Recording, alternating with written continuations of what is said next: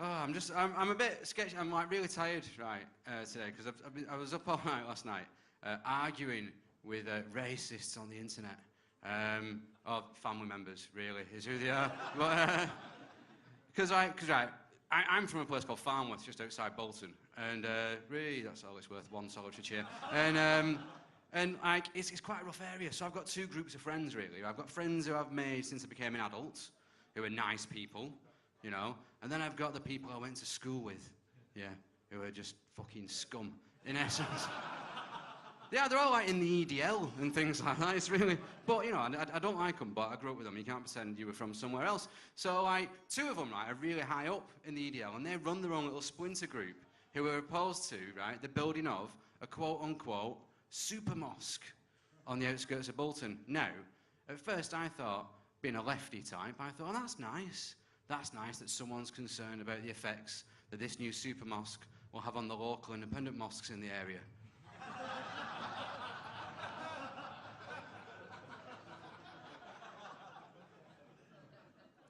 It's not what they're bothered about, really, to be honest with you. If anything, they don't like mosques at all. No matter what the business model. They don't like anything, right? There's a story in the Bolton News about how there were 20 asylum seekers being put up at a travel lodge in town. 20. In a town of 250,000, 20 asylum seekers in a travel lodge in town. And these all said, this is absolutely disgraceful. Our tax money is going to put up 20 asylum seekers at a travel lodge in town. And I agree with them, because haven't these people been through enough?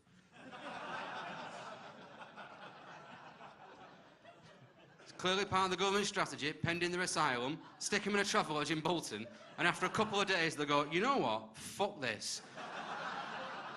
I'm going back to Syria. No, I'll take my chances with ISIS, you know, at least they won't make me any pound bakery pasties around there. I'm glad you get the reference to the pound bakery. Not everywhere has it, right? I did this bit in Brighton the other week, right? And of course, in Brighton, being a civilised place, they don't have the pound bakery. And they just looked at me like, I can't even imagine what that might be, a pound bakery. So I had to say to him, right, imagine if you can, plumb the very depths of your soul, all the way down where all your revenge fantasies are. You know, oh, pick me last, will you fuck yeah, all them, you know. Get right down there and imagine that there's a level beneath Greg's. Yeah, well, up north, we imagined that and made it a reality. Yeah. It's great. I love the pound bakery, really. It's nice. Right, what was I talking about? Oh, racist, that's right, yeah. I'm not saying you're racist, sir, sorry. This happens to be my line of vision. But, yeah, so there's been this story, right? And after this story was published, they ran a campaign, this group, right? They said, if you live in the Greater Manchester area and you see someone you suspect may be an asylum seeker, take a picture of them and send it in to us. That's the correct reaction, sir.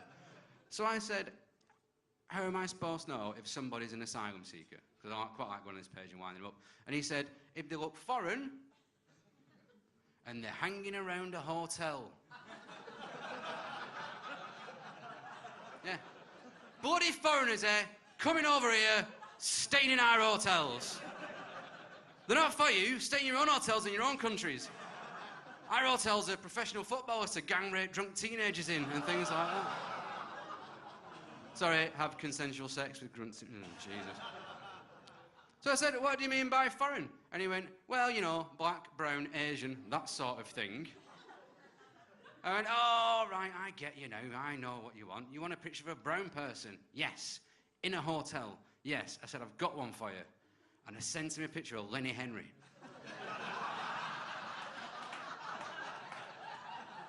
But they didn't find Lenny Henry very funny. Ban me from the page, the racist pricks. So I can't have any fun. If you have to want to like talk to racists, no, you have to like talk to my dad's friends and stuff like that, you know.